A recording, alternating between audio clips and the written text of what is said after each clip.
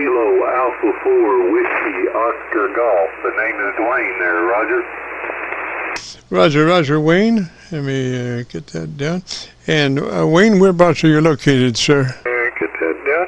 And Wayne, whereabouts are you located, sir? I'm located in Elora, Tennessee. That's basically in the middle of the state, Lincoln County, and about 2 miles north of the Alabama state line there, Roger. Roger, Wayne, and what radio are you running today, sir? Roger, Wayne, and what radio are you running today, sir? I'm running an old Pentec Omni-A there, Roger. Omni-A, is that a Roger? Omni-A, is that a Roger? Roger, sir. What I was going to do, I have an amp here I've been playing with, and this is without the amplifier. I wonder if you wouldn't mind if I flipped on the amp and see if you can tell a difference there, Roger? Roger, go ahead. Roger, go ahead. Okay, this is with the amp in line. Did that bring my signal up quite a bit? Roger, about 3 clicks, about 3 dB. So I'm assuming that you're running, what, about 600 watts, 400 watts? Assuming that you're running, what, about 600 watts, 400 watts? It's peaking around 4 to 6 there. It's an old linear amp I just got through putting together. It's actually using a 3-400Z two-minute. It was actually a 6-meter amp somebody had, and I converted it to 8 to 10 meters there. I was just curious if it seemed to be doing okay. Oh yeah, it's clean as a tack. It just sounds really good. There's no distortion that I can hear, and we could shape your audio just a little bit. I'm not really sure. Are you running a hand mic on that radio? Your audio just a little bit. I'm not really sure. Are you running a hand mic on that radio? No, sir. This is actually a homebrew microphone. It's just an electric element with a 9-volt battery on it. Roger. Okay, so are you coupling out of that with a capacitor, like about a 4 microfarad capacitor, or are you just taking it right out as DC? Farad capacitor, or are you just taking it right out as DC? I have a couple through capacitor. I have a little de-infinite knob. I can't say this silly word, but that's about mid-range. This is full range, and this is medium range. Okay, so come back. Let's see. I wanted to. Do you have EQ on that radio? Do you have EQ on that radio? No, sir. It doesn't. This is a bare minimum radio. It doesn't have a whole lot of that on there, Roger. I got you, sir. And you're running let's see, that homebrew electret microphone. I would suggest maybe moving back, maybe a couple of more inches than where you are off that element, and let's see what that does, Roger. That element, and let's see what that does, Roger. All right, sir. How's this going? This is KA4WOG testing. Roger, you still have a hump there at about, sounds 400 cycles. Now, I have a thing called a CRISPR circuit. It's my design. You might consider it.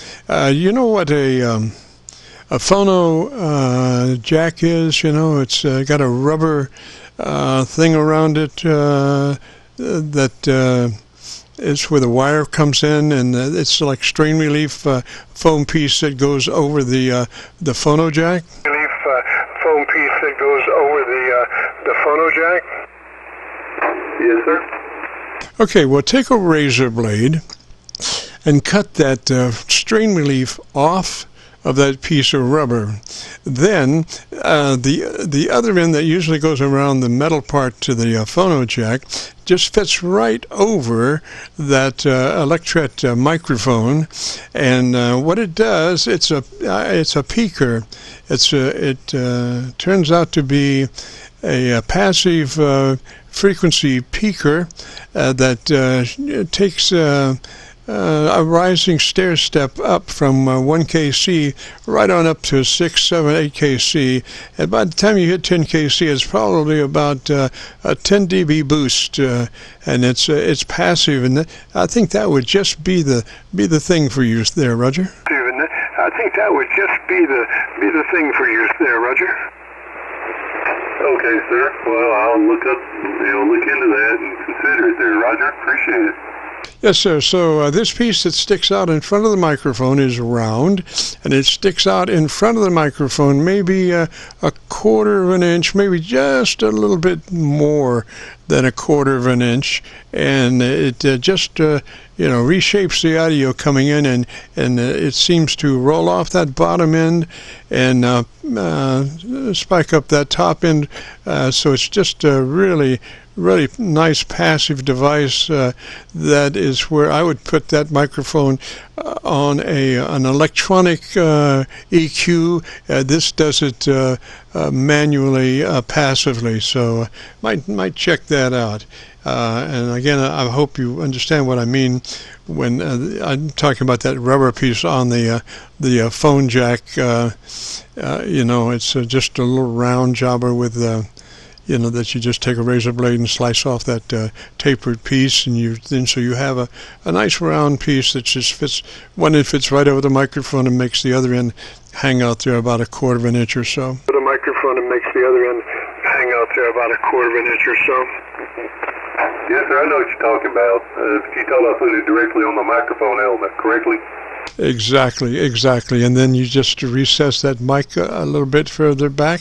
And ideally, if you had a windscreen to go over that in your, I'm assuming that you have some kind of metal housing that you have this electret microphone in. If you shove that microphone, the element back into the microphone just a little bit, and then put a windscreen over the front of it to cut down any plosives, and you'll be $1 million, Roger. Down any plosives, and you'll be $1 million, Roger. Okay, sir. Well, I'll definitely do that. Yeah, it's in a metal case. It's actually an OPA microphone that I gutted and put the electric element in, but I know what you're talking about, and yeah, I need to get a windscreen for it, or one of those little foam bulbs they put over microphones, or I've got a windscreen I guess I could hang in front of it there. But I appreciate the comments, and I appreciate you letting me know my amplifier is working good. This is the first amp I've ever built, and I'm kind of happy it's working. Homebrewing is going out the window, but at least you can still do a few things. Let me say 73s, and I appreciate the comments and the information there, sir. So you have a good afternoon. This will be KA4WOG, clear. Roger, Rain, just out of curiosity, what is your current mic level on your internal mic gain? What is that set at now? Do you know? On your internal mic gain, what is that set at now? Do you know? To be honest with you, it doesn't have an internal microphone gain. What this thing is just a directly says electric element off a 9-volt battery, and I have a capacitor, and I have that added with a 10K potentiometer, and I think I've got the wrong value as far as the potentiometer is. When I'm talking, I should be able to. Let me turn it all the way down. That should give me a little bit more of a lower response of my voice. I have a bassy voice anyway. And this is about midways on the pod. And this is all the way up on the pod. Does that make any difference at all in the audio? Not much. Come down from the midway down towards the less volume side, and let's see where it goes. The less volume side. Let's see where it goes. Okay, that's all the way down. This is KA4WOG. No, I'm not. The pot's not making much difference. What you want is one leg of that pot goes to ground. The leg that feeds the radio comes off the center, and your mic goes to the high side of the pot. So that's the way. So you're shorting your lead that goes to the radio on that that wiper arm that goes to ground is connected to the center part, goes to your radio. Roger. To the center part goes to your radio. Roger. That's Roger. They're saying it's making like a pattern. Yeah, it's kind of like it's like an H pad, but it's it's unbalanced, and so you got ground on one lug, center lug goes to radio, the outside lug goes to your mic, and that way, as you head towards ground with that wiper arm, you're moving away from the contact to the microphone. Roger. Away from the contact to the microphone. Roger. Roger, sir. I understand what you're saying. I used to work in audio equipment, so I'm kind of familiar with that design there on pad microphone inputs. But and I think that's how this is wired. I mean, this is something I put together one night just in a hurry, so I may actually have it wired a little wrong. It's been a while since I've looked at it there, Roger. Yes, sir. Yes, sir. Well, the whole idea is to try not to disturb the circuit too much. Sometimes, rather than going all the way to ground on that radio lug, which the center wiper, you might bridge out with, depending on what it takes, maybe 500 ohms or something like that, as opposed to taking that center lug right to ground as you wipe it towards that way. You still have 500 ohm bridge out to keep that wiper arm from going directly to ground, because if you have a ground loop, you'll start to hear it as you move towards ground, and that'll keep it from above ground by 500 ohms, still shorting it as far as the audio coming from your microphone, because your microphone's on the high side. Roger. Your microphone, because your microphone's on the high side. Roger. That's Roger there, sir. Kind of keep it above DC ground, but let the AC audio pass through. Correct? Yes, sir. Yes, sir. And are you furnishing that with like a 9-volt battery external? Are you furnishing that with like a 9-volt battery external? It's actually inside the case of the bottom case of the microphone. It's actually an old desk mic because it was used on PA system, and the element in there was like it was blown. It was a no dynamic, and it's an all metal case, top and bottom. And I have a coaxial wire going up to the microphone element, and that's coming down inside the case. And I have a switch that switches the battery in and out as I do the push to talk, so it's not constantly on the element there. Correct? I mean, I hope that makes sense.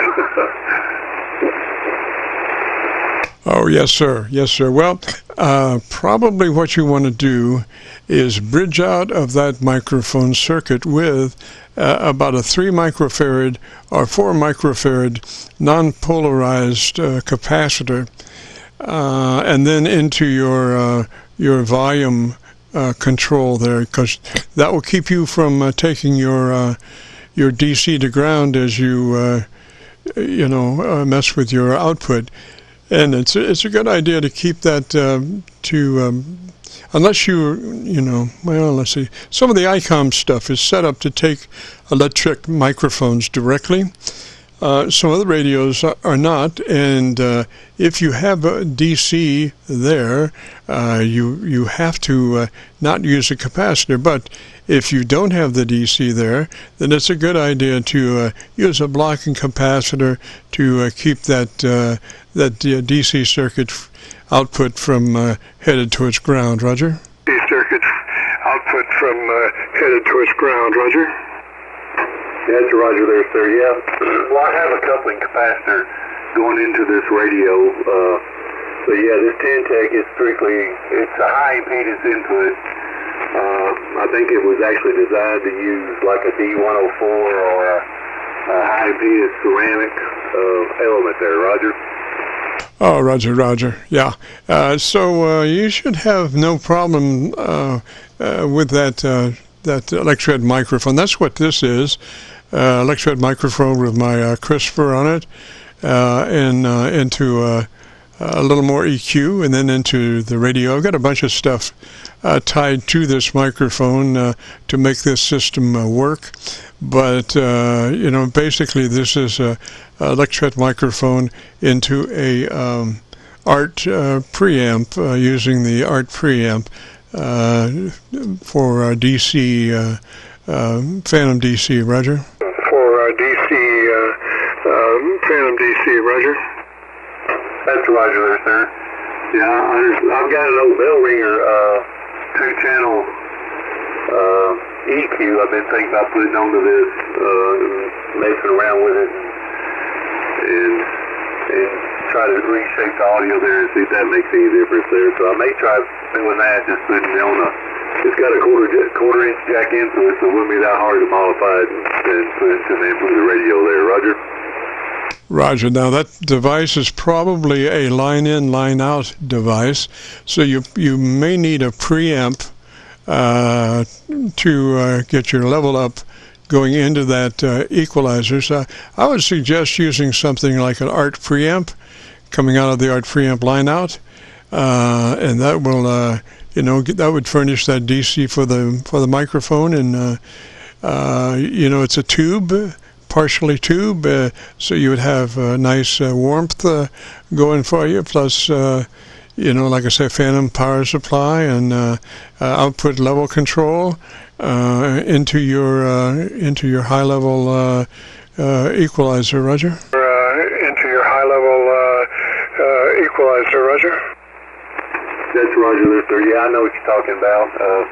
I used to work for a company called Custom Music, an old company that built guitar amps and PA systems, and we used similar devices in our PA system before they got bought out by a company in Cincinnati. Well, anyway, sir, I know there's other guys wanting to get in contact with you, and I don't want to hog your time, so I appreciate all the information. I've got it all written down, and give me something to tinker with. I'm a tinkerer at heart, so give me something to play around with there. So let me say 73s and get out of here and let somebody else get a chance. This is Kilo Alpha 4 Whiskey Oscar Golf Clear. Hey, Roger, Wayne, 73 that way, sir. If you want to hear your audio, if you go to YouTube, do a call, let us search for KC9VKV, followed by the word logbook. That will take you to this recording. It'll be cut number 1 in a series of 3,000, and I'll have it uploaded by noon tomorrow. And that the call is Kilo Charlie 9 Victor Kilo Victor. So 73 Wayne, and we'll catch you later. If you get a chance, join us next Friday. We'd love to have you. This is the Friday afternoon Qso-Vlog Network. If you have a radio you want to check out, give me a shout.